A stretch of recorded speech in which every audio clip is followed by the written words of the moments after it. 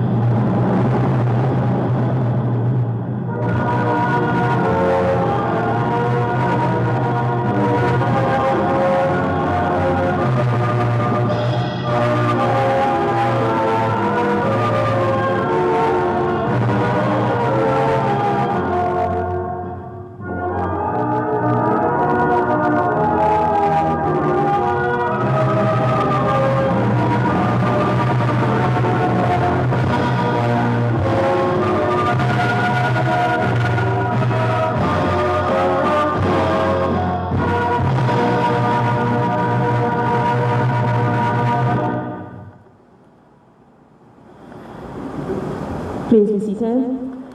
Her Excellency Dr. MOHAMED IRFAAN Ali, President of the Cooperative Republic of Guyana, Minister of the Prime Minister, the Honorable Kwame McCoy, Mr. Kit Nascimento, Consultant, and Mrs. Marcia Sharma, Director of Projects, members of the media, colleagues, good morning and welcome to the conference. This press conference is being broadcasted live on several platforms, including the Facebook page of Excellency Dr. IRFAAN Ali, DPI, NCN, and the Office of the President. We are also streaming live on television, including MTV, RCA, NTN, TVG, and E-Networks. Welcome everyone. I am Sue Finlay Williams, Press Secretary to the President, and I'm pleased to be your moderator today. To get the proceedings on the way, His Excellency will deliver a statement on the progress of the government's programs. After that, you will be allowed or given the opportunity to ask the President your questions. I would now like to invite His Excellency, Dr. MOHAMED IRFAAN Ali, to deliver his opening remarks, his statement to us on the government's programs.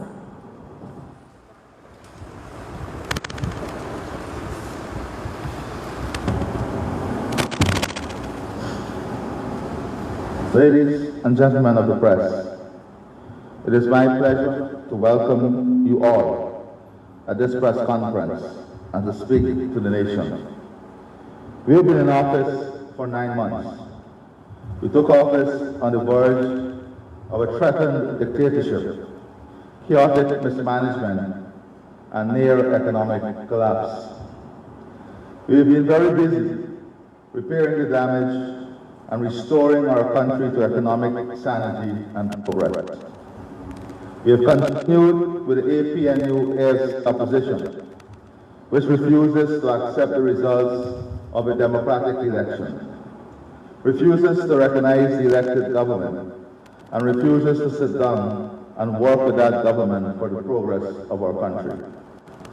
I particularly welcome, therefore, the decision of Chief Justice Robinson George in dismissing an election petition filed by that opposition, which furiously sought to challenge the constitutional and legal results of the regional elections held last year, which elected the People's Progressive Party government and which was recognized without exception internationally.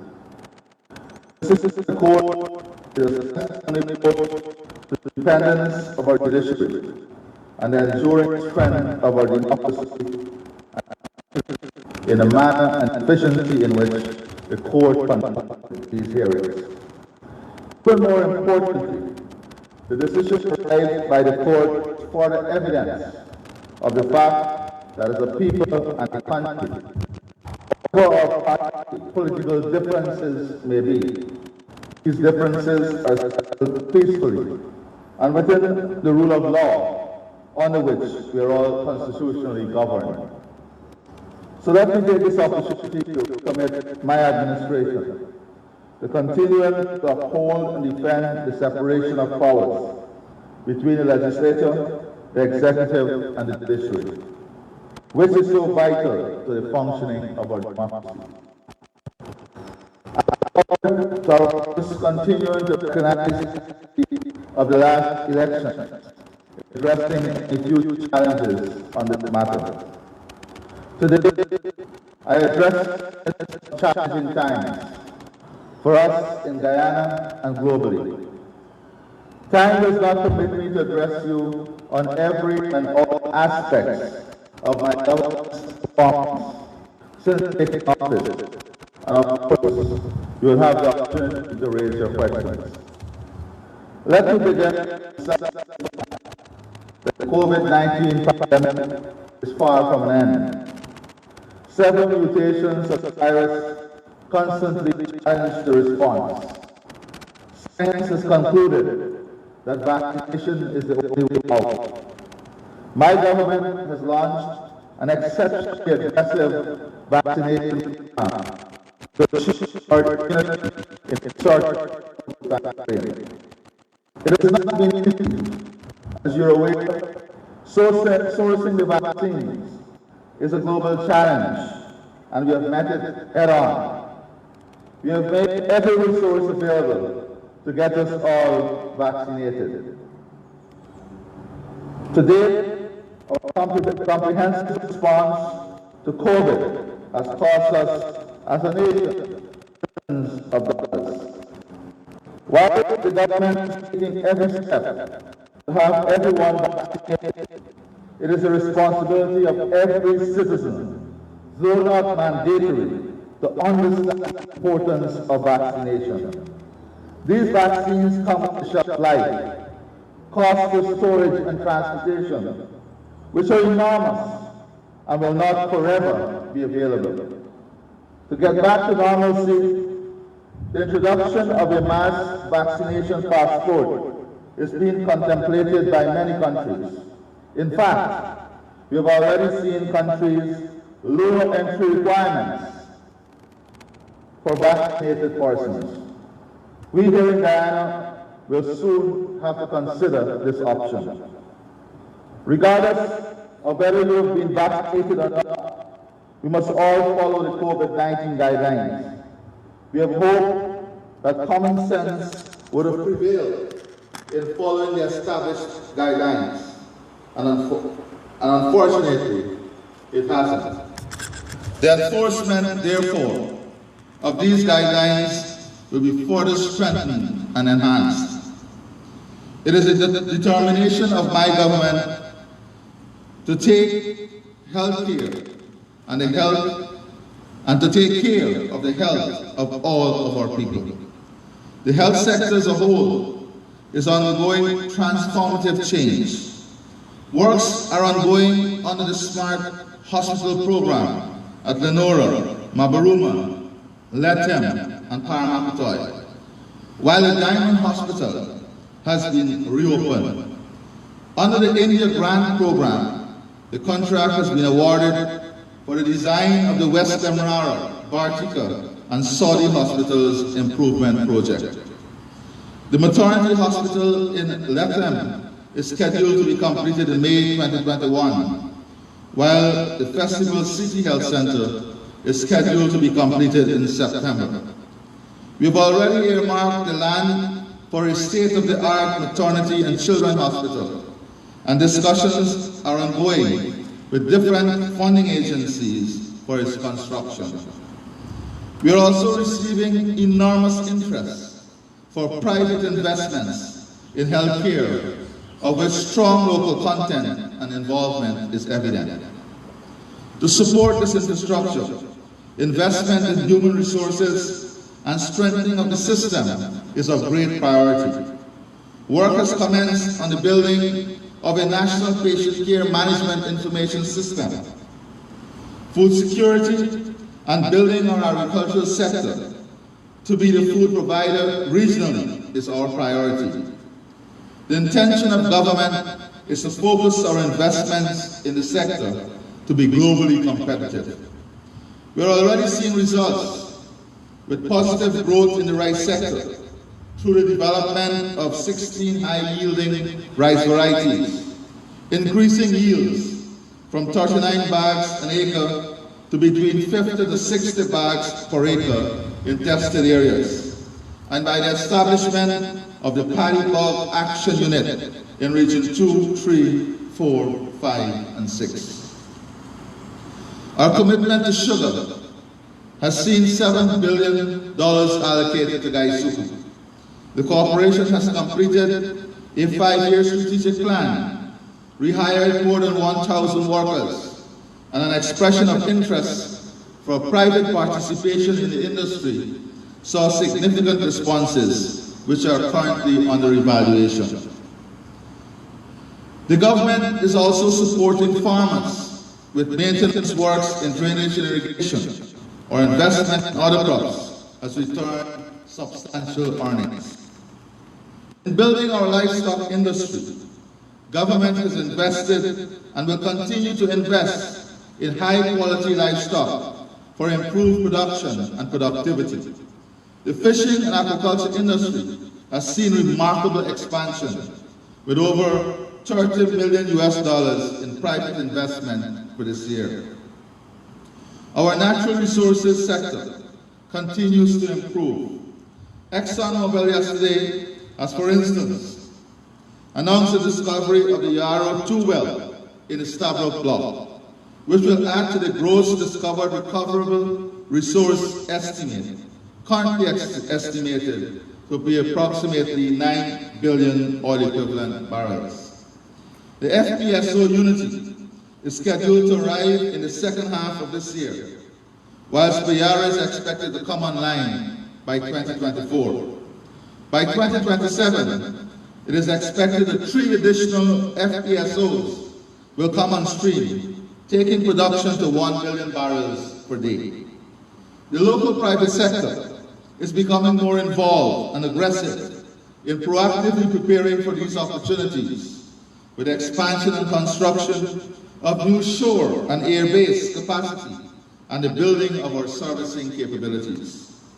Our local content provisions will ensure that once the service is offered here competitively, it must be given priority to be utilized. Our forestry sector is regaining momentum, with projections estimated at 406,000 cubic meter, with an export value of US $38 million. The expanded low-carbon development strategy is the platform through which our development pathway will be embedded.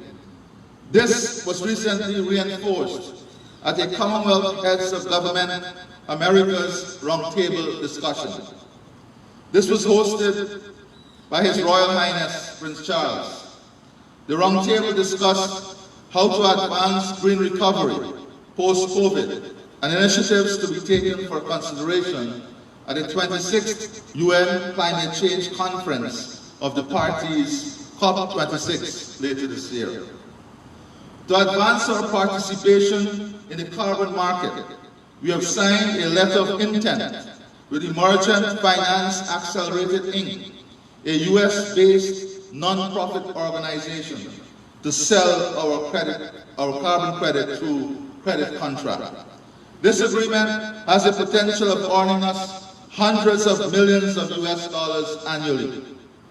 Guyana has a huge quarry potential and that has been greatly underdeveloped. The extraordinary demand in the construction boom has required the importation of an estimated 40% of the demand in the last few months, at an approximate value of US $10 million. We can produce this locally. Our accelerated housing program, massive highways and community roads to be developed, will increase our demands threefold over the next 5 years. In order to maximize local benefit, thus creating jobs and expanding local content, we are in the process of issuing new quarrying licenses in order to fully satisfy local demand. To boost the mining sector, in addition to the budgetary allocation, GGMC will invest $2.7 billion to maintain approximately 1,500 kilometers of hinterland roads, repair 40 culverts, and build 20 log bridges. I've asked the Ministry of Public Works to complete a condition audit of all bridges along the Linden to Lethem Road. The Ministry will further design and cost each bridge, which will be built in concrete to international standards. These costs will be included in government expenditure. In the housing and construction sector, we are well on our way to achieving our promised 50,000 house lots. We have already completed 4,000 within our first 9 months in office. Our investment portfolio of $15 billion in housing has seen a drop in low-income interest rates, an increase in the loan ceiling from 12 million to 15 million, and an increase in the mortgage relief threshold from 15 million to 30 million. With more than 676 commercial construction approvals, further opportunities for jobs and economic expansion will be created. The budgeted $39 billion for roads under public works, excluding the 4-lane highways along the East Bank and East Coast corridors, has created opportunities for more local participation, requiring, for example, 28,000 truckloads of sand and loam and 600,000 tons of quarrying materials. This, no doubt, will add to the realization of our 50,000 job promise.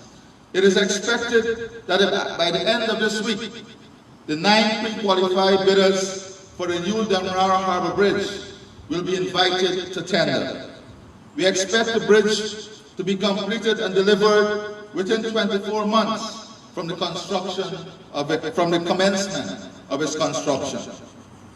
The Ministries of Public Works of Guyana and Suriname are currently in the process of procuring consultancy services for the feasibility and design of the Quarantine River Bridge.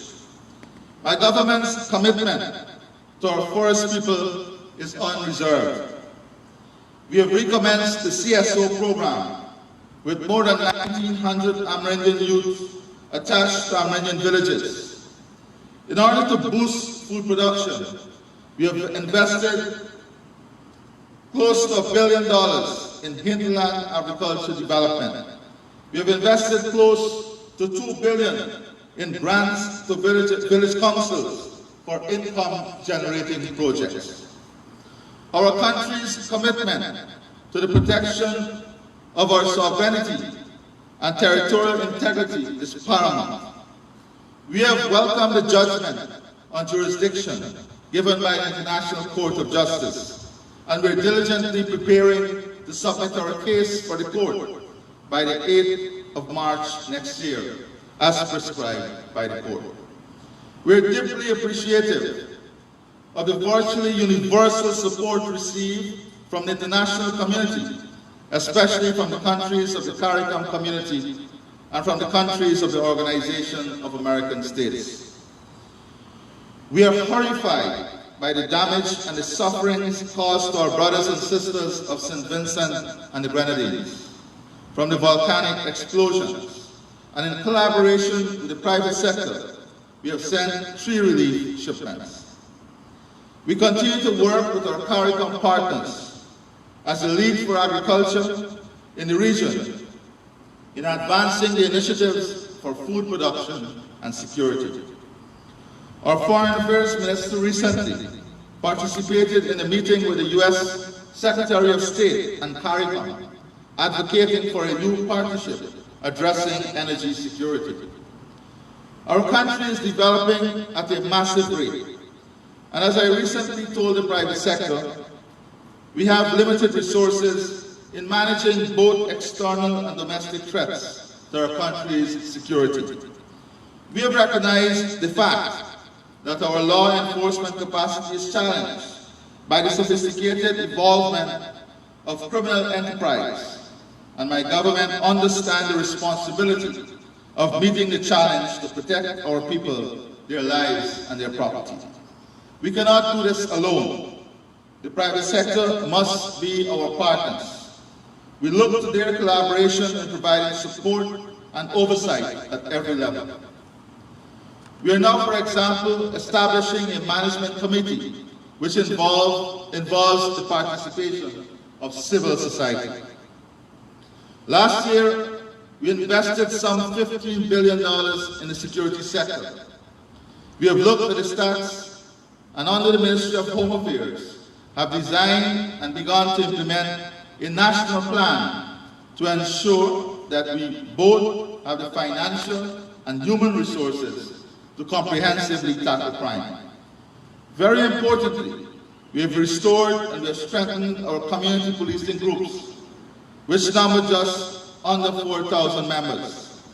We understand that rapid deployment is essential for rapid response, and where there was significant neglect, we will be shortly providing 50 new patrol vehicles to enhance the ability of the police force. We also recognize that police stations across the country have been neglected for too long, and since we have come into office, construction of new police stations is nearing completion at Lethem, Madrid, Fort Wellington, Anna Regina, and Diamond. We also recognize that for far too long, our prison facilities and services have been grossly neglected and are now being addressed, the details of which have already been made public by the Minister of Home Affairs with regards to the Mazruni, Luzaklan, and New Amsterdam prisons. I'm confident that our country is on the right path. The journey to prosperity has been accelerated and will only be realized with hard work, commitment, and a collective embrace of Guyana's future. I'm now pleased to take your questions.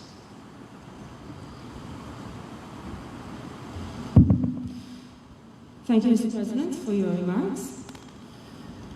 Before I invite questions, please allow me to set a few guidelines or to remind you, therefore I know you're already familiar with the rules of presidential press conference. However, I would like to just remind you of the following. When you wish to ask a question, please indicate by raising your hand. When I recognize you, please stand, state your name and your organization, and then I will allow a follow-up question if you wish. I would encourage you to ask the President questions on his statement. However, the President will be more than happy and pleased to respond to all your questions. I'll now invite the first question. I saw you first, and then we'll take Samuel, and then we'll come to Julia. Mikhail Rodriguez for Daybreak News. President Ali, does your administration have any plans for an oil refinery in Guyana? Thank you, Mr. Rodriguez. Go ahead. Okay, Mr. President, thank you. We'll take Samuel's question and then we'll come across to Julia and then this young man over there. Samuel Sukhana, NCN News. Mr. President, some Guyanese have been reluctant to take the COVID-19 vaccine.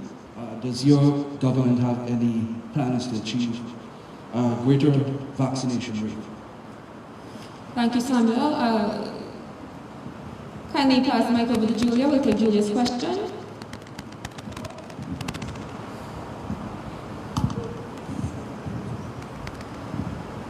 Mr. President, good day to you, colleagues. My question, and I'll follow up Samuel's and then I'll ask a substantive question.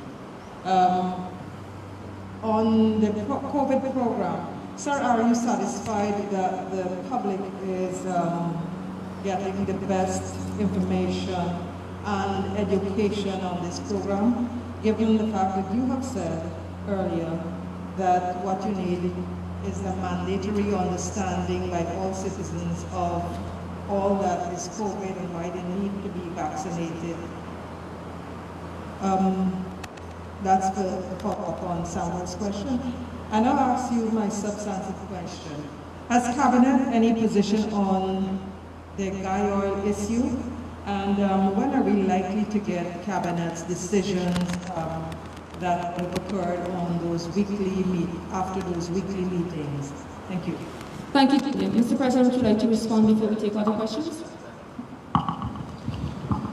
First of all, let me thank all of you very kindly for your questions. During the campaign, we have made it very clear that for us to realize the full potential and benefit from the oil and gas sector, we have to look at every and all opportunities that exist. A refinery has always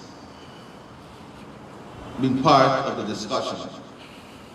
But what we did on the campaign has made it very clear that whilst we support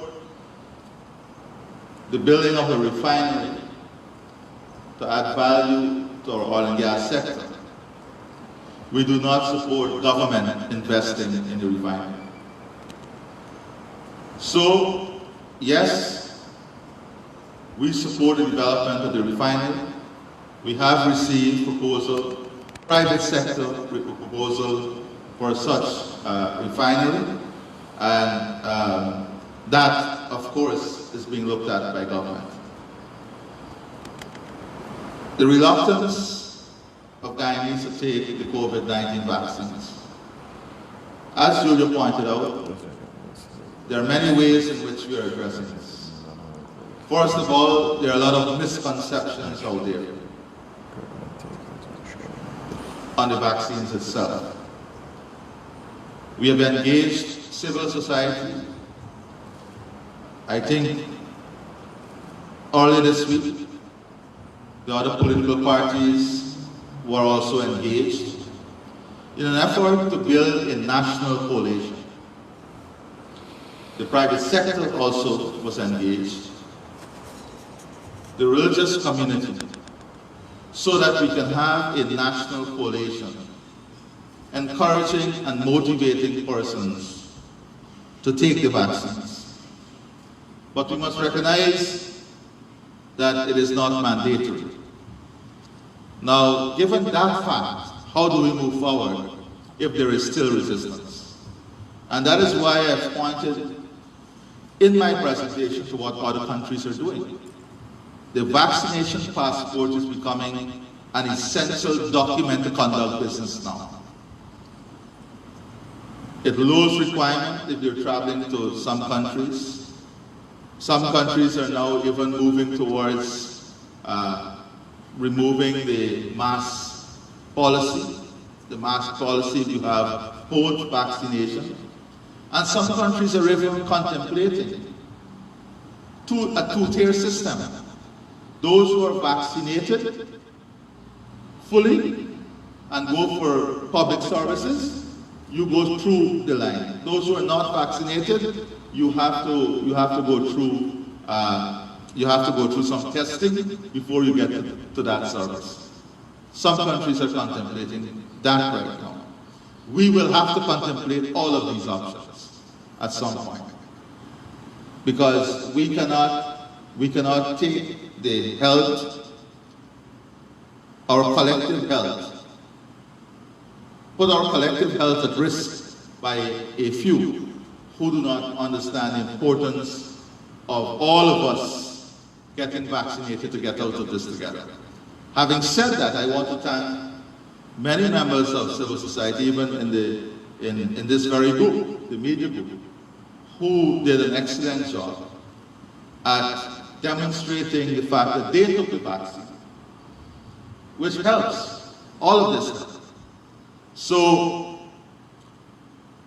that is what we're contemplating, moving forward and ensuring that all Guyanese move towards the vaccination program. Julia, in terms of the public getting the best education and information, I believe there is a lot of information out there. Whether information leads to education of the public is a different story. And that has to do with how information is packaged and how information is related to the public itself. And I would definitely like to see improvement in the dissemination of information, one, for educational purposes, and two, for public consumption on what we're doing in relation to tackling COVID.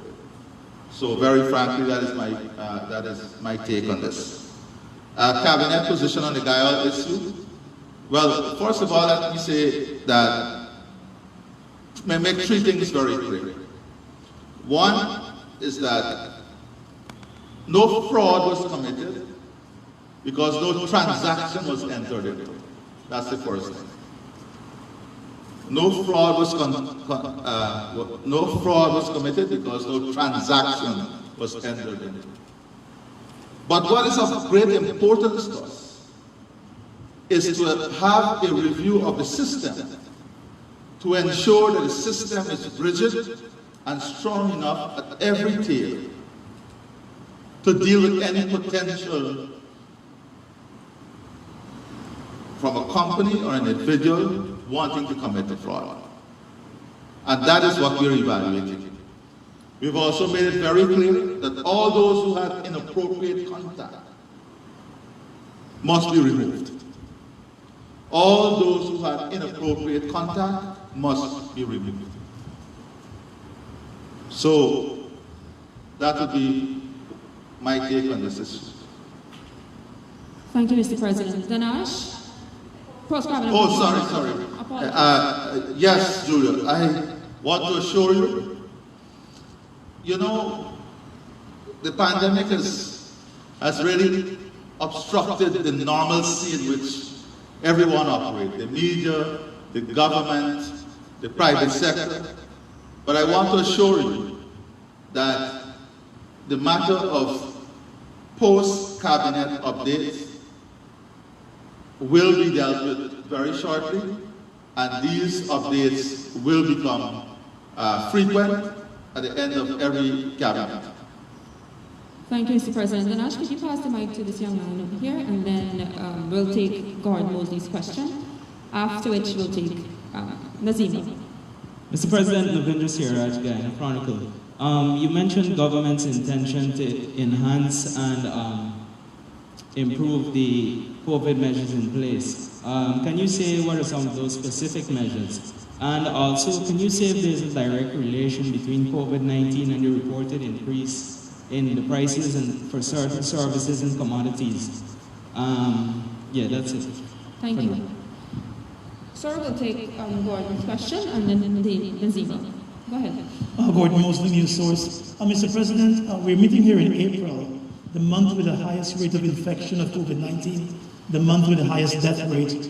Could you say if the government is planning any toughening up of the COVID-19 regulations and guidelines? And sir, your government has now been in office for just over 8 months, dealing with the COVID-19 pandemic. How would you grade your government's response to the pandemic so far? And on a question, an answer you gave just now, you said no fraud was committed because no transaction was committed. Yet you're asking that persons with inappropriate contact be removed. Are those persons you're referring to board members? Are they managers at Guy Oil? Who are those persons you're referring to? Thank you, Gordon. Nazimi, would you like to take Nazima's question? Go ahead, sir. Okay, let me deal with these two questions. Now, and Gordon, I can deal with both the enforcement measures at the same time. Now, as I said earlier, we thought good sense would prevail, but it hasn't from the population in the way they treat the pandemic, COVID-19, their behavior, their actions. Let me give you an example. Over the weekend, I received a call from the task force that the enforcement unit is on the highway, the Linden-Sousdijk highway. And there are no less than 1,000 persons there. There are no less than 1,000 persons. If we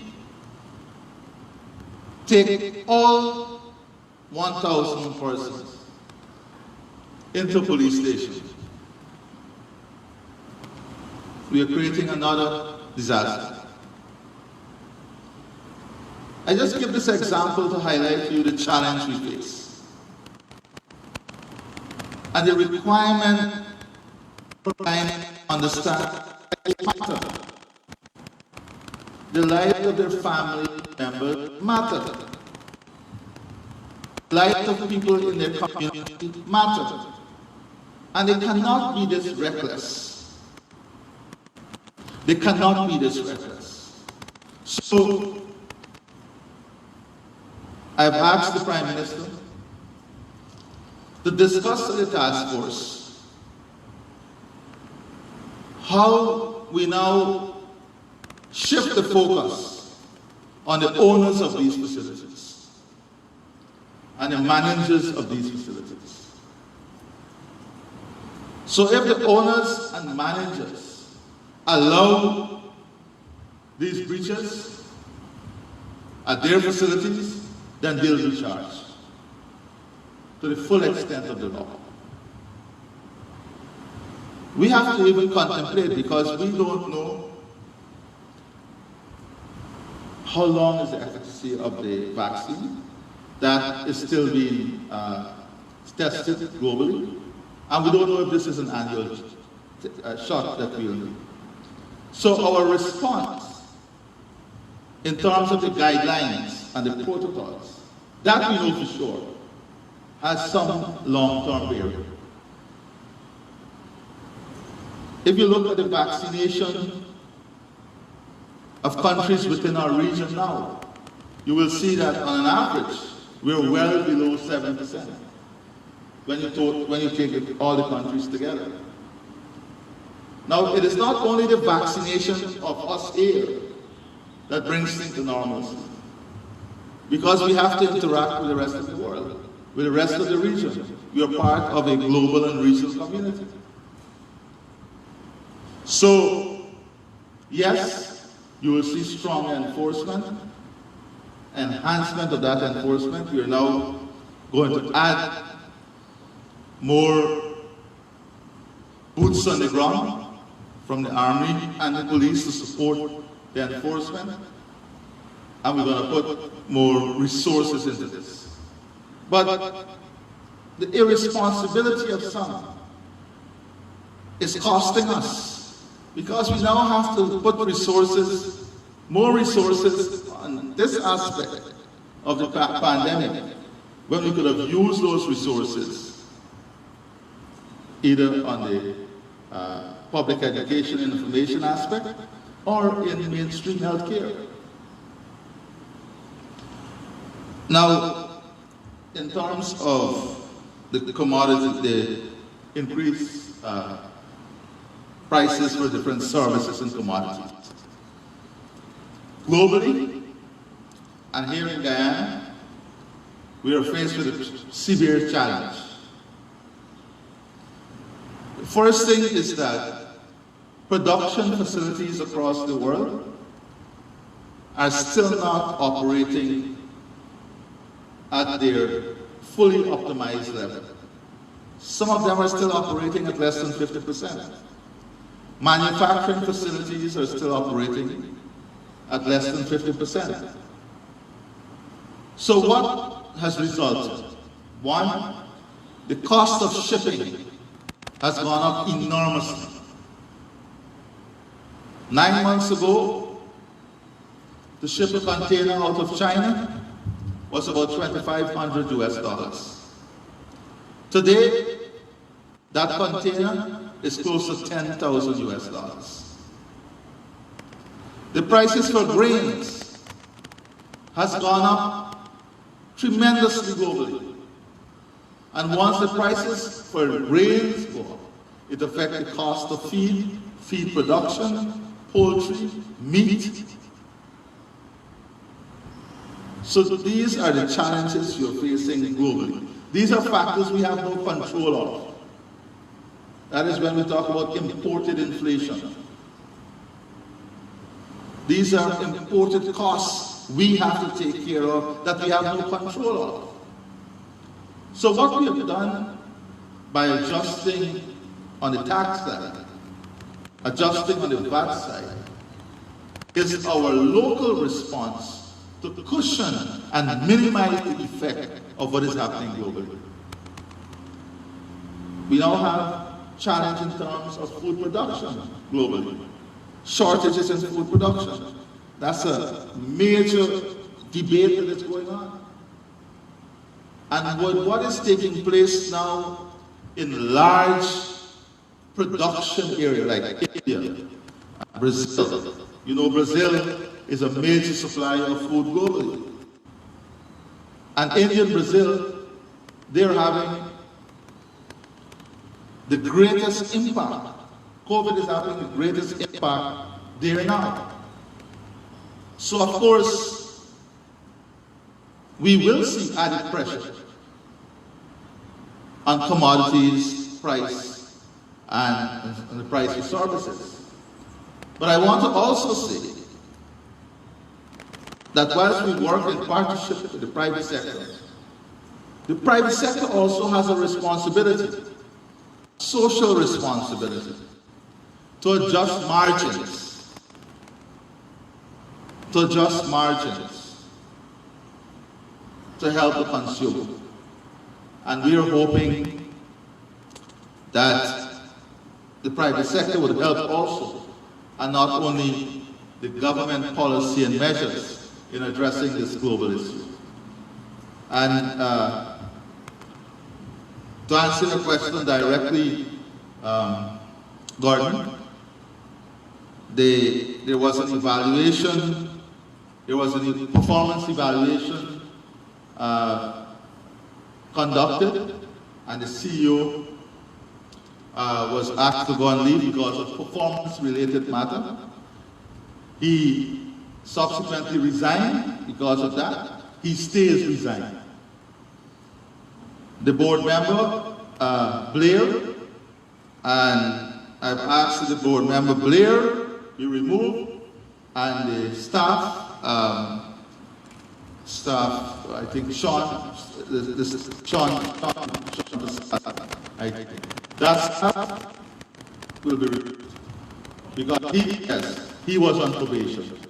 In addition to this, there is an ongoing investigation with Guyol.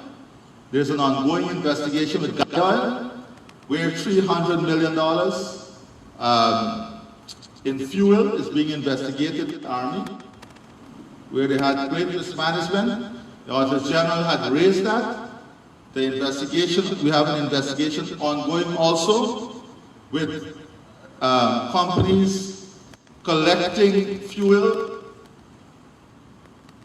from the terminal, and those companies had no right to be there collecting fuel in other agency name, and these are things we inherited, and those investigations are going on. Those investigations are with the police and the Auditor General at the moment. So I can't comment more on that. But those are things we inherited. Massive corruption inherited here. Let me make it very clear. Massive corruption at Guyana. And it is being investigated. It is with the police and the Auditor General now. All right? The what? I'm not in the business of self-grading mostly, but I can tell you from a lot of international and regional leaders, they've graded us very well. Thank you. One, in managing the pandemic, given what we inherited when we came into office, given the institutions that we inherited when we came into office, that's one. Two, creating the balance in the economy in our country in managing COVID. And three, just look at what were the predictions of PAHO. Look at what were the predictions of PAHO for Guyana. and then you grade us. Then you do an honest assessment and grade us. That is the benchmark. PAHO had predictions for Guyana. I think was close to 5,000 deaths. You compare where we are with PAHO, and then you grade us, my good friend. Thank you, Mr. President. I believe Nazima has a question, after which we will take Dennis' question. Mr. President, I know you said a lot about the COVID fight. At this time, would the government take serious consideration when it comes to amending the laws? The laws seem inadequate where fines are concerned.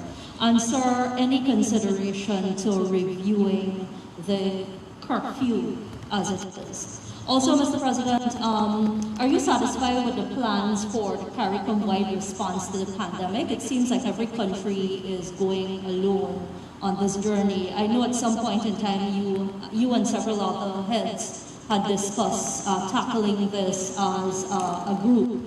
And sir, can you say where your support at the end of this month stand for any one of the possible candidates for the position of Secretary General? Mr. President, can Mr. Nigel Hoppy get your nod as Commissioner of Police? I know our Police Commissioner, Mr. James, is preparing to head off very soon. And my last question, Mr. President, free up the weed is something that both parties have been campaigning on. Free up the weed. Yes. Sir, I know your government tabled or had a position that it would table the bill. It seems like policing efforts are spent on tackling this particular issue when it could be spent otherwise. How can we put you to a timeline on passing or assenting to that particular legislation? Thank you, Nazima. Mr. President, to Nazima's question, and then we'll take questions, and then we'll take the others. Nazima, you're perfectly correct. The fines are inadequate. And I have asked the AG to relook at the laws to see how we can have amendment that can speak to the seriousness of what we're dealing with. So that is ongoing. The curfew, based on all the advice I've received, and the task force would have debated and deliberated, there is no need for adjustment of the curfew. We have made it very clear. And you have all pointed to the fact that you can have the best, you can lock this country down forever, every day, every night. But if people don't adhere to the guidelines and protocols, you're not doing anything. So the issue is enforcement, the issue is adherence, and public information and education. CARICOM-wide response. I think CARICOM should be commended. We took the lead from the very inception to fight for the evenness or the equity in the distribution of the vaccine, because we knew that would have posed the greatest difficulty. And CARICOM even called for a global alliance, a global discussion. We wrote the United Nations. We wrote our development partners, not on behalf of CARICOM alone, on behalf of all developing countries, small island states. CARICOM did an exceptional job at raising awareness, lobbying in relation to the disproportionate way in which small countries were treated and developing countries, well, not were treated, are still being treated in relation to access to the vaccine. Yes, you're correct. We are louder when we're together. And we are working on a common approach to vaccination, common approach in sharing information, in developing policies. But whilst we're doing that, every country within the community are faced with different difficulties or a different challenge. And we have to be mindful of that whilst we pursue a collective response. The SG, the Secretary General of CARICOM, that is still under review at the moment by Guyana and by the community. And as soon as we have finalized our position, the media will be the first to know. In relation to Commissioner Acting Nigel Hoppy, at this moment he is the Commissioner Acting, and I really have no further comment on that at this time. Thank you, Mr. President. Before we take Dennis's question, is there anyone on the side of the room?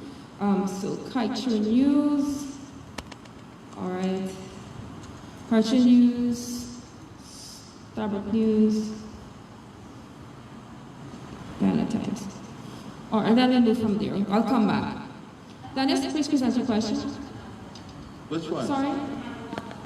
Oh, yes, marijuana. What you call it, free up the wheel? Well, I think this matter is still in the Parliament. You know, we have made a proposal in Parliament. So as soon as it gets out of the Parliament and it comes to me, then I'll be called into action. Thank you. Dennis? Yes. Mr. President, Dennis Chabot, Demar Wilson, Stockway. Sir, could you say, first of all, what plans are there to use the oil revenues that Guyana has earned so far? I didn't hear Chabot, sorry. I'm asking, sir, first of all, what plans are there to use the oil revenues that Guyana has accumulated so far, and what will be the priority projects? And now that the High Court has ruled against the election petitions, to what extent will this pave the way for any high-level discussions between the government and the opposition, not necessarily yourself, but high-level representatives? And thirdly, sir, could you say a bit more about the carbon credit accord that has been considered, and what is next is left to be done, and how will it work for the benefit of the ordinary man? Could you break it down for us? How will it work, and what next is left to be done? Thank you, Dennis. And quickly, sir, the status of the Norway low-carbon negotiations. Thank you. Sir, would you like to respond to those? Yes, definitely. Before I respond, I don't know if I can be afforded the opportunity of getting back my phone. Thank you. Let me say this, the oil revenue. So far, you're so correct. We have made it very clear that the oil revenue must be linked to something broader. The oil revenue must be used to, one, strengthen existing opportunities in our country, and two, to open up new opportunities. New opportunities for investment, new opportunities for economic growth, new opportunities for social development. But in creating those opportunities, we have to ensure that there is equity. There is equity, and that there is no widening. There is no widening between those who have and those who don't have of that gap. The resources has to be used to close that gap. To close that gap. So healthcare, education, food security, the healthcare, education, food security, housing. These are all areas that are critical in closing that gap. Whilst we open up new opportunities for ownership of land, for farming, agriculture, realizing our potential to become the prime supplier of food regionally. We have to look at how we make investment to create an energy mix that will not only satisfy our local demand, but that will be part of the energy corridor that is currently being discussed along the Guyana Shield. Then we have to also look as to how we're going to use the resources to open up new opportunities in manufacturing, industrial development, so as to bring down the cost of energy, so as to lower the cost of production, so as to lower the cost of finished goods, so that we can be globally competitive. That is one aspect. Then, of course, we have our national infrastructure. We cannot continue losing thousands of man-hours every day in the traffic. We have to understand that our country is growing, that the need for infrastructure is expanding. So these are areas that we have to target. If you look at some of the journalists right here, you lose maybe 3 hours in a day in traffic if you're coming from the West Coast. We cannot increase productivity in this environment. So investment in infrastructure also becomes very critical. The carbon credit. So how this works is that, first of all, this is a US-based NGO that will be looking at markets for us, carbon credit markets. There is a base price, and then if the company achieves anything beyond that base price, it also comes to the country. So the base price, $10 let us say the company got $30 on the open market. Then we get the 10 plus the 3 less the expense to get the market. So basically that is how it operates. Now if you use the base price as the basis on which you project revenue, we're talking about hundreds of millions of US dollars annually. Hundreds of millions of US dollars annually. In relation to the Norway agreement, you know we had some resources that were left there, that was left there from the last agreement. That is being programmed now in renewable energy, and also discussions on a new agreement are well underway. But we have not gone out of the discussion stages yet, but they are fairly advanced. I think those were your questions. Oh yeah, that is why I wanted my phone. Just bear with me for one moment.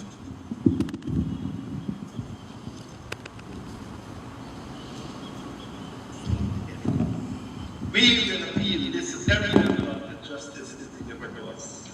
We must keep open lines. We must continue to fight. We will continue to work to remove this insulting regime. Through it all, you have been resilient, and I salute you. We must continue to be resilient and stand firm against injustice. We fight against principalities and powers, but our struggle is just and righteous, and the struggle must continue. Today is a dark and ominous day for democracy in Guyana. The ruling of the court must strike fear in the heart of all democracy-loving people in Guyana, in the Caribbean and around the world. I will stop it there because it takes us nowhere. How do you respond to that? That is the ACNO AFC response to the court ruling. I just played for you. Does that give you any indication that they have any interest in working for the development of this country? Now attacking the court for driving fear in people.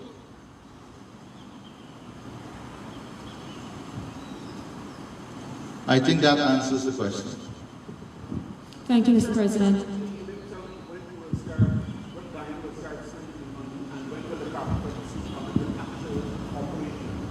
Yeah, well, as I explained to you, we have just entered into this with this letter of intent with the company, so they are now going to go and look for the markets and so on. So that is ongoing. And secondly, what was the second one?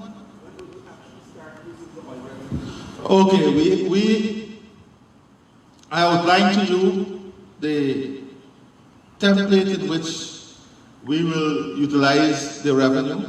But of course, as you're aware, we have a number of things that we have to do in terms of setting up the Petroleum Commission. We have to also look at the legislation for the Sovereign Wealth Fund. Those are things that we have to do, but at this moment, we are not looking at the oil revenue to meet government expenditure at this moment. Later this year, when the macro development plan will be laid out in terms of the type of development that will take place, then that discussion will take place. Thank you, Mr. President. The next three questions will come from Kaitra News, Starbuck News, and Ghana Times. Are you from Village? All right, so in a minute. Good morning, Mr. President. Kiana Wilbur, Kaitra News. Just three areas I'd like to question you on. The first being the local content policy. When you had addressed members or stakeholders at the Artichon Convention Center, you had said that the policy should address more than just the oil sector. But what you've seen with the draft is it in keeping with your vision?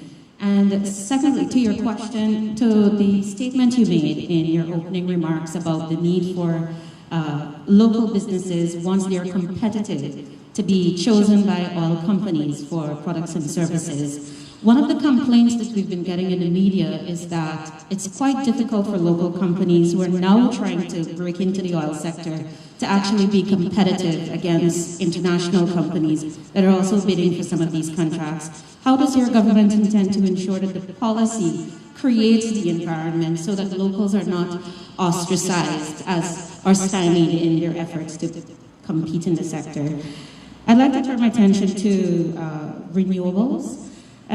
Do you foresee the development of oil delaying your government's timeline in joining the rest of the world with transitioning to renewables? And what's the timeline that you have in mind now that your government has made it clear you're moving ahead with the gas to energy project? And finally, EITI, final question, yes. Finally, on the aspect of EITI, we're expected to have mineral contracts released, yet this is something that continues to be one of the complaints in the reports, the two reports that we have thus far. How soon do you expect the state of affairs to change under your government where mineral contracts will no longer be kept a secret? Thank you, my dear. I'll then start with another question.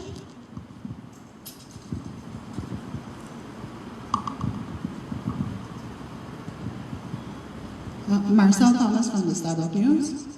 Mr. President, you made mention in your opening remarks of the promises you've made during campaign of the 50,000 jobs. My question is, can you say to date, if you know how many of those jobs have been created, and could you tell us how the public would be able to track these numbers? Is there some kind of database? How are you tracking it also? That's one. Two, the judiciary. It's still without a confirmed chancellor and chief justice. What do you intend to do, sir? And three, it may sound a bit monotonous, but after 9 months in office, the issue of the production sharing agreement, negotiations with Exxon still comes up for debate and discussion in public. What what is government's position on that? Are you looking to negotiate it, or have you ruled it out altogether? Thank you, Marcel. Mr. President, would you kindly respond to the first two questions, and then we will take the remainder. Local content policy. Let me make it very, very clear to all out there. As long as we have the capacity locally, and we are investing in that capacity, we're investing through training, through certification, and the government will support the training and certification of persons. Companies in the private sector are transitioning to the standards required. And once we meet those standards and we are competitive in our pricing, those jobs must come here in Guyana. There is no negotiations around this, and there should be no second guessing this. But the important thing is, how do we get to that competitiveness? And I made this point before. We have to understand, first of all, the environment we're operating in. Our competitors are very sophisticated companies. They're shrewd. They're in the business a long time. They know the corners. Here in Guyana, we have a history of family-owned businesses. We don't have a history of consortium type of activity. And this is what I've explained to the private sector. We are not fighting each other locally. And we are too small individually most times. So how do we come together in order to compete? How do we build consortiums? How do we build partnerships? We can't be satisfied, and I see this, and we're looking at this. We can't be satisfied being an associate of a company coming from overseas and be happy because you're getting a little piece, your company individually getting a little benefit. That is not true local content. How are we going after the big opportunities? And we are going to give all the support, shore and air bases, logistics. You cannot tell me that a company from out of Guyana will come here and provide brokerage service in Guyana. What nonsense. That will not be tolerated. It cannot be accepted.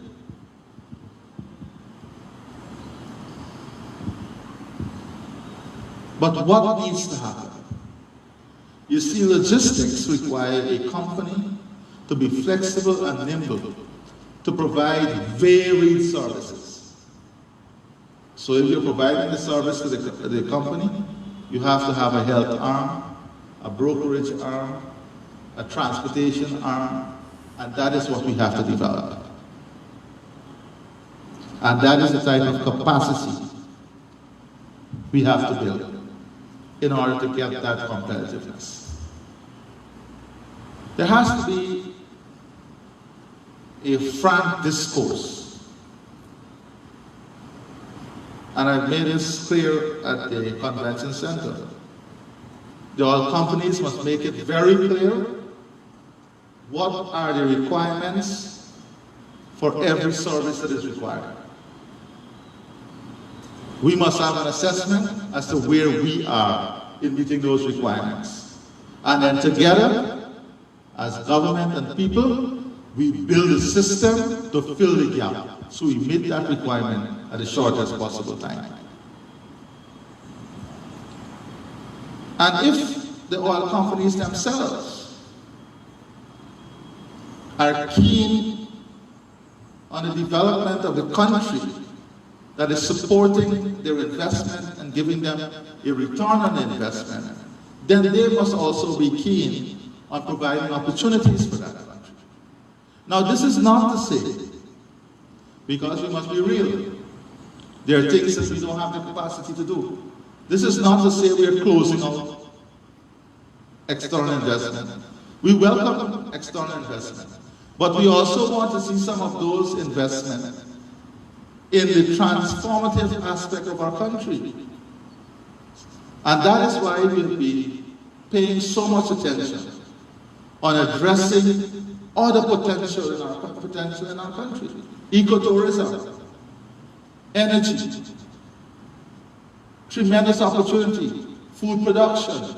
For a matter of fact, we have recently built a consortium among local poultry producers to move towards corn and soya production, to meet our local feed input requirement, so that we create that backward linkage that generates jobs, save foreign currency, and open up opportunities. And that is the type of development shift and focus that we are creating.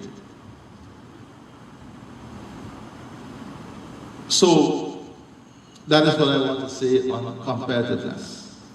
Transition to renewable. If what?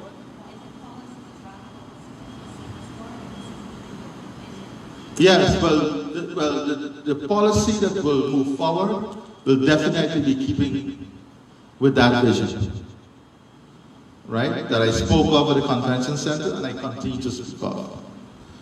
And as you rightfully said, our national local content agenda must not only be about oil and gas, it must be about building capacity in other areas of development.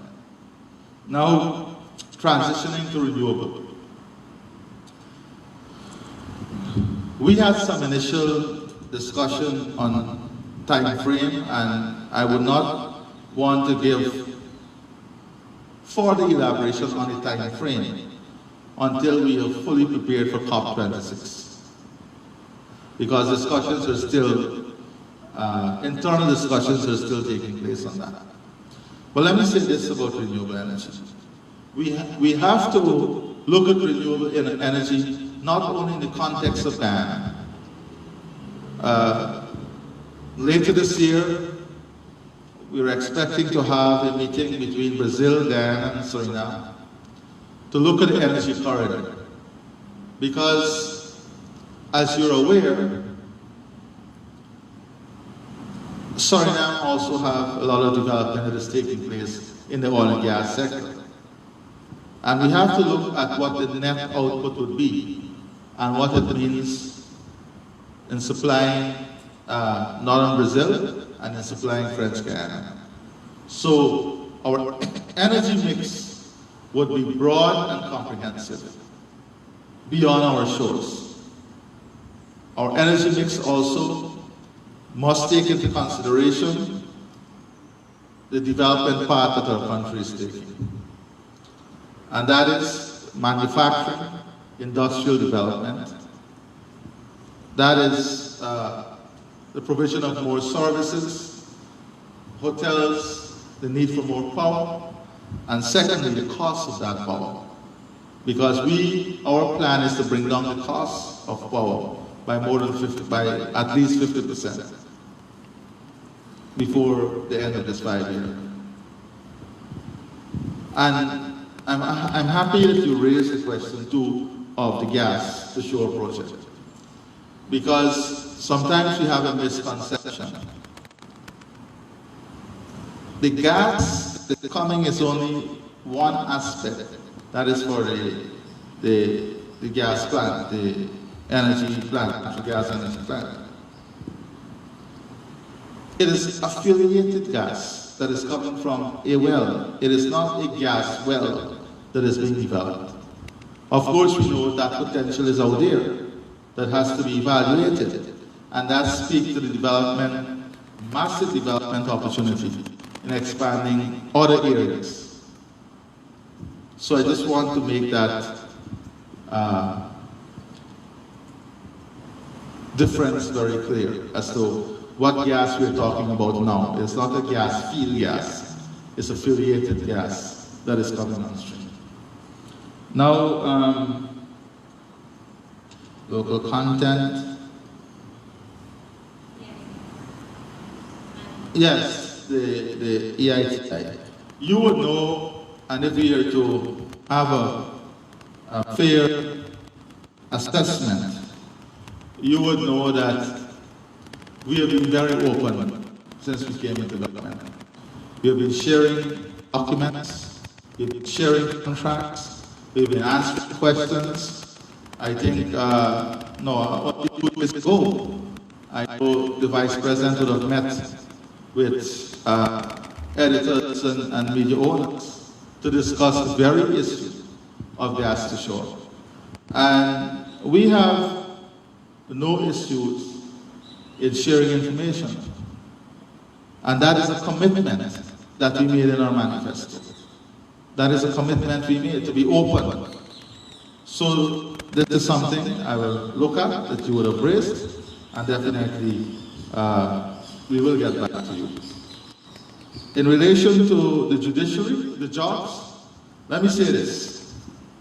If you look at the housing sector alone, and last night I asked for us to do the count on housing. We have close to 4,000 persons, new jobs being created in the housing sector alone. In the partnership between the ministry and the private sector alone, we have 1,000 homes being constructed. I give the example of the 28,000 loads of loom and sack that will be needed for the Public Works Ministry. Hundreds of jobs, drivers, operators, laborers, mechanics. That is how we can't work. This investment created a string of opportunities for different layers in our society. That is why these expenditures are critical. They not only open up opportunities, but immediate benefits. Then I spoke about the 1,900 CSOs that are already in communities. We're talking about 5 new hotels coming on stream. We're talking about new quarries coming on stream. Each one of those quarries will employ more than 100 persons. How do you track it? How do you check it? When those hotels are completed? When not completed? Construction, we can visit the sites. We can visit the sites of these homes are constructed. We can look at, you can look at analysis. Look at what is happening on the road. We have shortages, in steel, in loom, in cement, in stone. What does this tell us? There has been no drop in production capacity. For matter of fact, there's been production and importation, but we still have shortages. What does this tell us? And we just have to go out there in the communities and you will see results for yourselves. And look at what we're doing in aquaculture. Innovative, simple, very simple, but innovative things. the swamp shrimp, as we know it from Barbados, well, the red shrimp.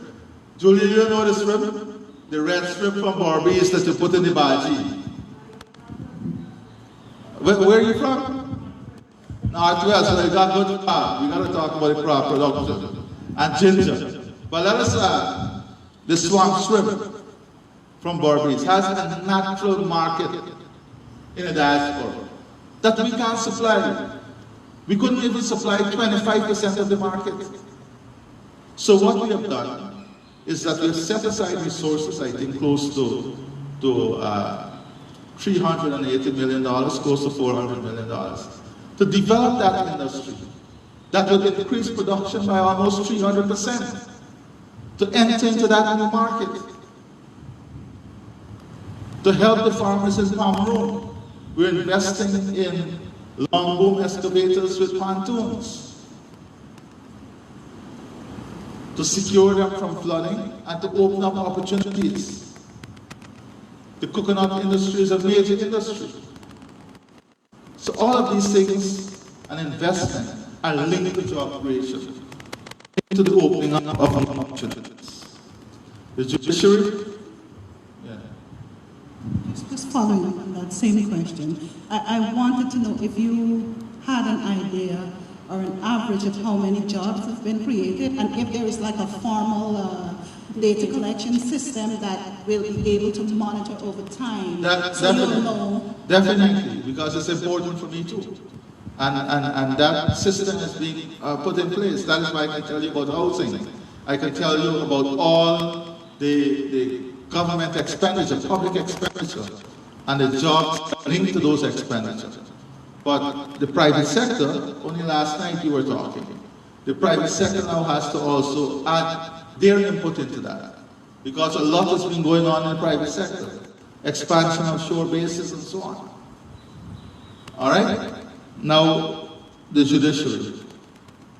You know there is a process to do this. That process has not been activated, but you know, it was very interesting. You know, I have the greatest respect for the members of our judiciary and the independence of judiciary. I spoke about that, and definitely this is a matter that is engaging my attention at the highest priority level. And you know, let me not say this because, you know, look at Mr. Harman duplicity. I finished with what I had to say on that. Thank you, Mr. President. I'd like to allow questions from the following. Oh no, I'm not finished with you. I know I'm not finished with you. The production sharing agreement. Yes.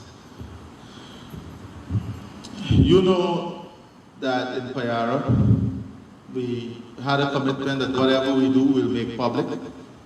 Those negotiations were done, the agreement, and the agreement was made public immediately.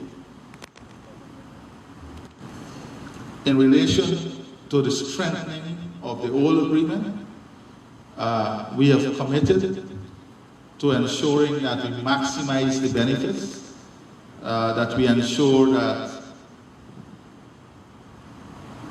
wherever there are areas that we can potentially look at to maximize our benefits, those areas will be looked at. There was no commitment, as you know, to renegotiate in the manifesto. Right? We said that we want to relook at this to see the gray areas that we can maximize our benefits. But the future agreements, I've made it clear that the future agreement, every aspect of the development of those agreements will be shared, and the public will be kept informed. Thank you, Mr. President. I'll allow questions from a representative. Yes, Guyana Times. After Guyana Times, Night News, and then we'll take a representative from Bridgeport. Good afternoon, sir. I'm Monica in the Guyana Times. In light of what you said earlier about addressing future challenges, where is government with the much-needed electoral and constitutional reforms?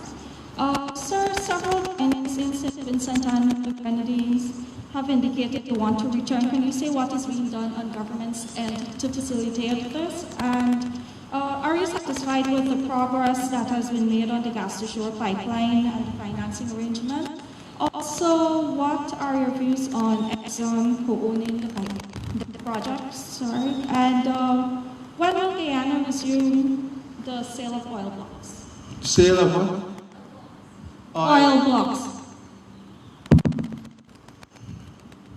I think I would not spend much time on the gas to shore project. We have spent a lot of time this week on gas to shore.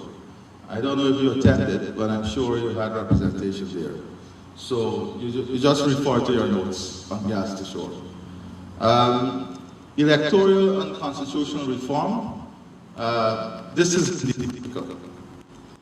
But you're aware that for constitutional reform, there is a process. That process commenced. I've asked the AG to move aggressively on this so that a public consultation can commence on constitutional reform.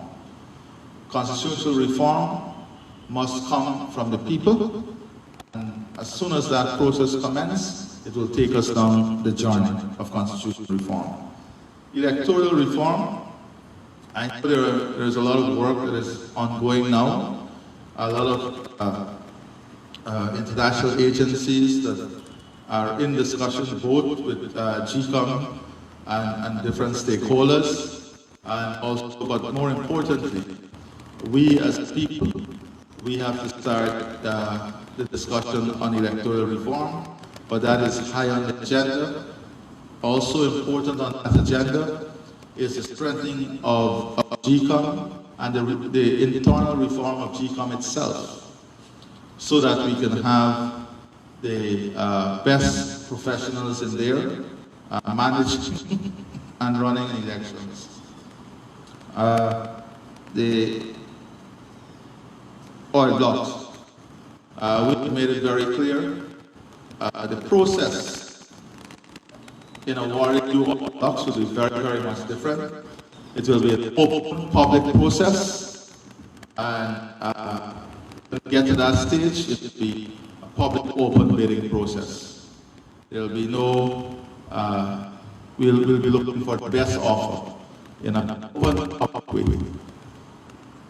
Unless, of course, and we're still looking at discussions are still ongoing, caused a lot of technical analysis on whether Guyana itself would retain some of those blocks for our own development and to manage by ourselves. But that is very preliminary, but in terms of granting of any new blocks, that has to be an open public process. Thank you, Mr. President. Vanuatu, will No, I think I missed a question for you. Yeah, I just wanted your views on Exxon co-owning the pipelines. No, that's what I said. Our views are very clear on this. We discuss, and it will be no different from what you heard 2 days ago. That is why I asked to read your notes. Let's go on to the next question. Thank you. Nightly News and representative from Village Voice. Thank you. Good afternoon, Mr. President. First of all, you said that you have decided to inject finances as well as other resources into the police force. Do you think that this is adequate to deal with the situation at the police force, given the numerous allegations of corruption over the years? Secondly, you mentioned that $1 billion has been set aside for indigenous agricultural projects. You see whether the government will be ensuring access to markets for those communities. And will your government be committing to a commitment of inquiry into the assassination of former Minister of Agriculture, Saturday Osong, at least before you demit office? My questions. Thank you. So sometime demitting office after elections. Now the 5 years, very long time. Let me say this though. You have to understand indigenous communities. And you have to understand the first task. And the first task is to ensure the communities themselves are food secure. When you go to these communities, you will hear from time to time the major complaint is the cost of transportation and the cost of getting food into the community. So the first investment is to make these communities and regions food secure themselves. So that's the first plank of the plan. And then we have the mining communities, forestry operations that are in close proximity to many of those communities. So once we make them food in the first instance, and then increase production, we are really moving to a natural market. And that is what we have to look at. How do we create markets that are realistic? Markets that are realistic. If you have mining and forestry in a particular sub-region, and you have Amerindian communities that can do poultry to meet the requirements of those companies, how do we marry the two? But the first thing must be food security in the villages themselves. That's the first part of the plan. Now the police force. You could give any agency as much money, as much resources as possible. That alone would never bring results. Management, oversight, accountability, and importantly, a personal commitment. A personal commitment. And you know, when we talk about the police being corrupt and police officers taking bribe, what about the man who is giving the bribe? That person is not corrupt. We forget them from the equation. We forget them from the equation. That person is not corrupt. So how do we ensure the laws hold those persons accountable too, who are corrupting people? That is the other side of the equation. How do we hold those accountable too, who are corrupting the officials? Both sides of the equations have to look at it. And that has to come from a new oversight mechanism. Technology will become more and more related to the job of police officers. Smart City program will come fully on stream very shortly. But you ever got a speeding ticket?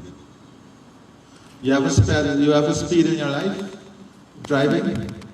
You never speed? All right. God will do. Thank you, sir, for the choice. The Commission of Inquiry? Well, this matter was investigated. There's a police file on this matter. The genesis of this is widely known. We have communicated with the family, and a certain course of action is being discussed. Thank you, sir, for the choice. I said I'm I'm not saying I'm not committing to that. Course of action discussed. Thank you, sir. We'll take a question from Village Voice. Thank you. Good afternoon, Mr. President. Lisa Hamilton, representing the Village Voice News. Mr. President, in your earlier remarks, you spoke about security. The voice is online? Online and in print, every Sunday. Okay. You must send me a copy. No problem. Okay. Mr. President, in February, during your inaugural address to Parliament, you announced the government's decision to establish a Border Patrol unit by a special legislation that will be drafted. Now, protection of the border is already enshrined in the GDF's mandate. Some persons have therefore questioned the reasoning behind this establishment of the said unit. Can you expound on the decision to cover this unit with further legislation? And also, who will staff this unit? Will this Border Patrol unit fall under the GDF? And is there a timeline that the government is working with? That's my first question. Secondly, the nurses of Linden have been striking for several weeks in relation to poor working conditions, and they felt disrespected by the CEO there. Why would you say there seems to be a reluctance on the government's part to meet with the nurses and address their concerns? Has the government had a chance to review their concerns? And Mr. President, can we have an update on the diplomatic postings? We know that we would have seen the High Commissioner to India being appointed, China, and I believe the US, but what about the key outstanding diplomatic postings? I believe outstanding are the UK and Canada. And finally, if I may just add one last question. For 2021, there was an expected rollout on the ban on single-use plastic products by the EPA.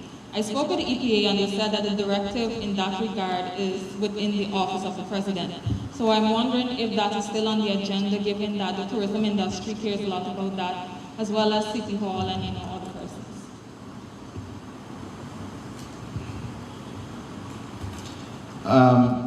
You said that there was not a willingness on the part of government to meet with the nurses. And you said that government did not review the concerns, an unwillingness to review the concerns of the nurses. Both are factually incorrect. Both are factually incorrect. Both the premise on your question are factually incorrect. Because if you even follow the news, you will see that both the Ministry of Labor and the Ministry of Health were actively engaged on this matter. And there is a certain procedure that has to be followed at the Ministry of Labor.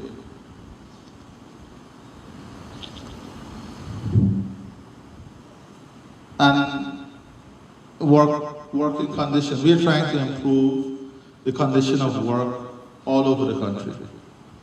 Linden is one of the hospitals that is up for improvement. But I don't know that this is the reason they're striking. That was not the impression I got, because nothing has changed 9 months ago to now in terms of the work conditions.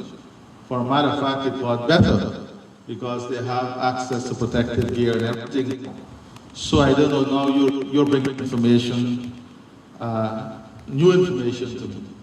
But if you can tell me what has changed in their work condition 9 months ago and now, then I'll be very happy. Because the only change that took place is a change for the better. So are they striking because the conditions became better? I don't think so. So again, we need to do a fact check on that. The Border Patrol unit.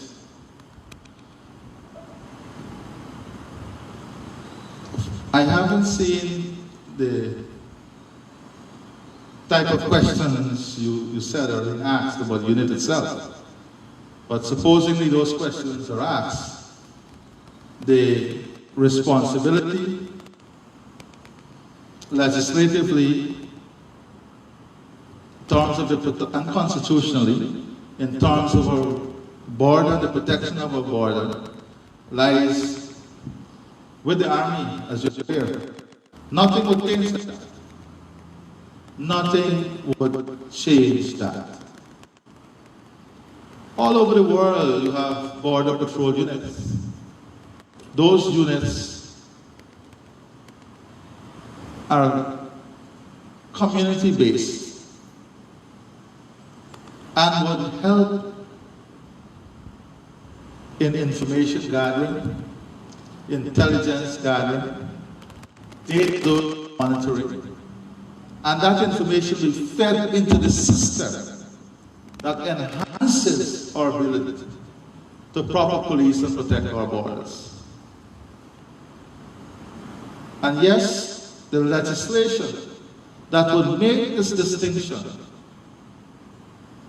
are currently under review by Cabinet, and then it will be sent to Parliament. And I think invariably I've answered the question as to where the personnel will come from, the communities themselves.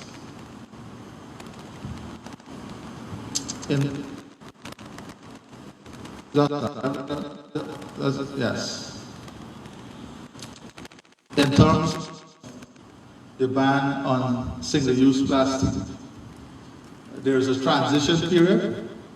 I think more and more now we are moving to the either reusable or environmentally friendly packages, but that transition is still taking place. Thank you. Okay, so time is against us. I'm going to allow your question, and then I'm going to allow Ms. Rodriguez, and then we'll have to come to a close, Mr. President.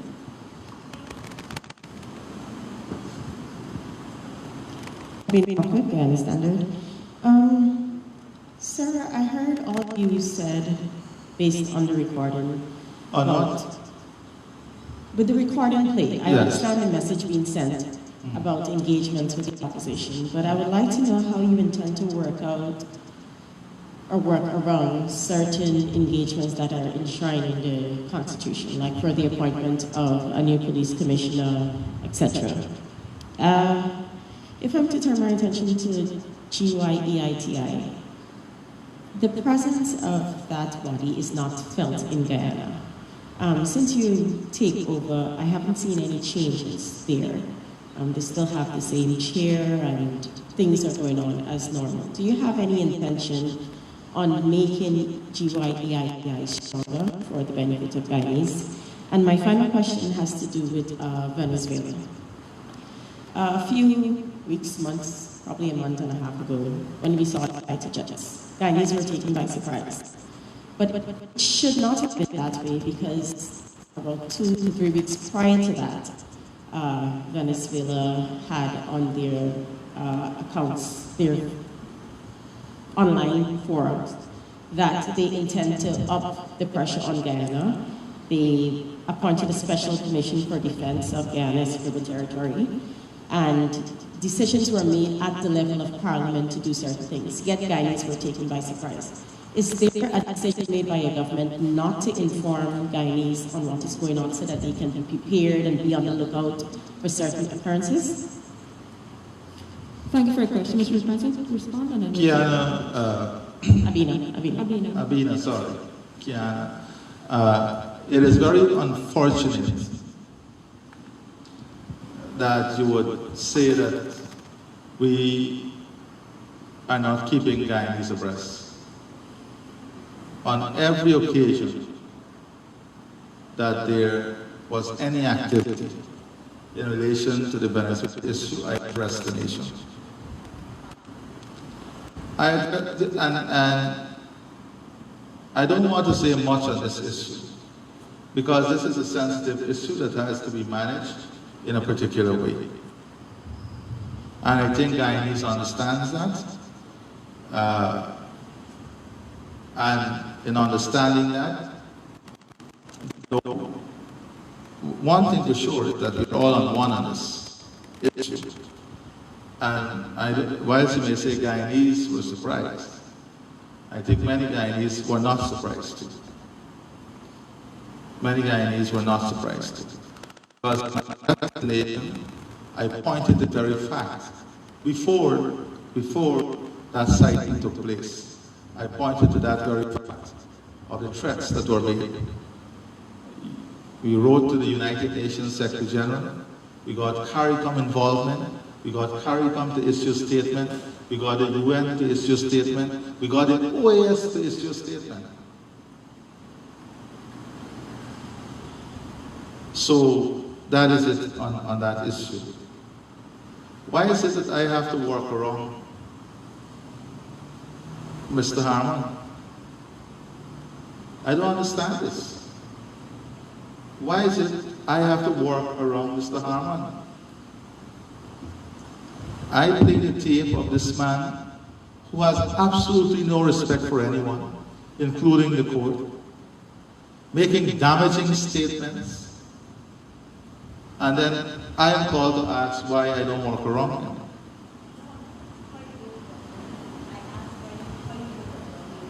Well, I don't know how I work. I don't know. First of all, our position in relation to Harman is very clear. I play the tape. Instead of doing what is right, he has now gone totally outraged. Not only the executive now, but at the judiciary also.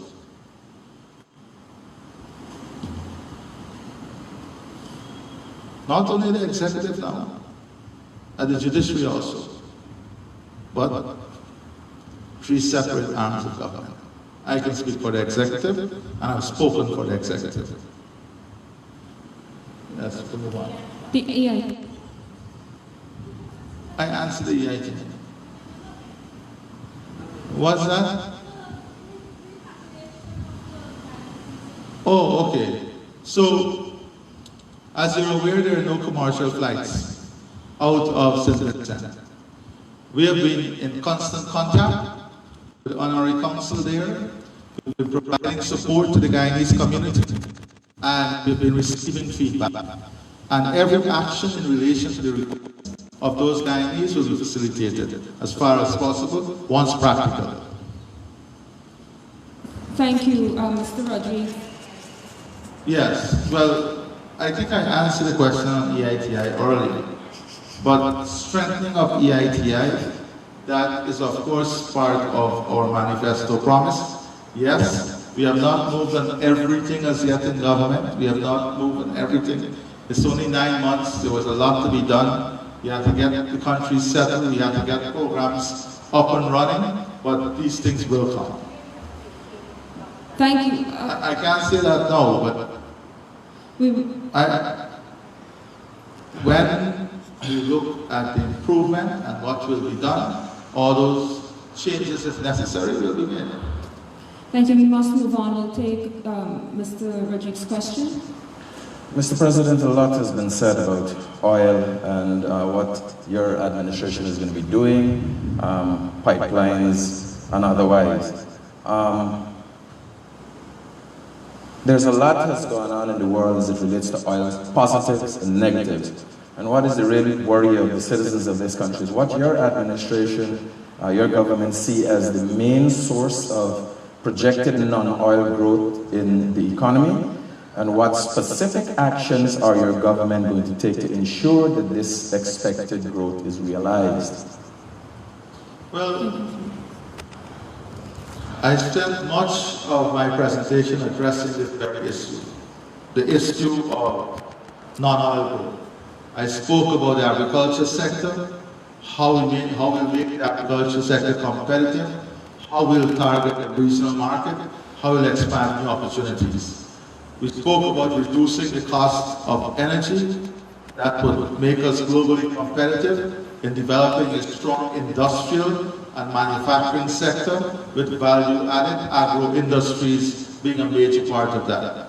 We spoke about the development and expansion of aquaculture. We spoke about the opening up of new lands through investment in new farm-to-market access roads for higher volume production, greater yield, and increased productivity. We spoke about ecotourism, investing in ecotourism. The new hotels that will come on stream are having an aggressive ecotourism marketing plan. We are, Prime Minister Modi and I have already spoken about twinning our tourism product. That is Barbados and Guyana. The Ministers of Tourism from the two countries are supposed to follow up on this to see how we come up with a joint marketing plan on twinning the two products. Because you know, a family traveling, the children may want some sand and sea, and another part of the family want ecotourism. So how can we effectively do this? So these are, and we also spoke about the services industry. We are ready to support new call centers in Region 10, 2, and 6 with the freeing up of the telecommunications sector, the liberalization. We are now seeing greater investment in these regions, and our intention is to have the government provide the shell facilities and investors to come and make use of those shell facilities, which can create hundreds, if not thousands, of jobs in these regions, and adding to household income. Once household income is increased, the capacity to spend is improved, and the living standard of that family and community is enhanced. Thank you, Mr. President. And on that note, I'd like to bring this press conference to a close. Thank you all for joining us today, ladies and gentlemen of the press. Thank you for coming, and we look forward to engaging you further. Thank you. Thank you very much, and please stay safe.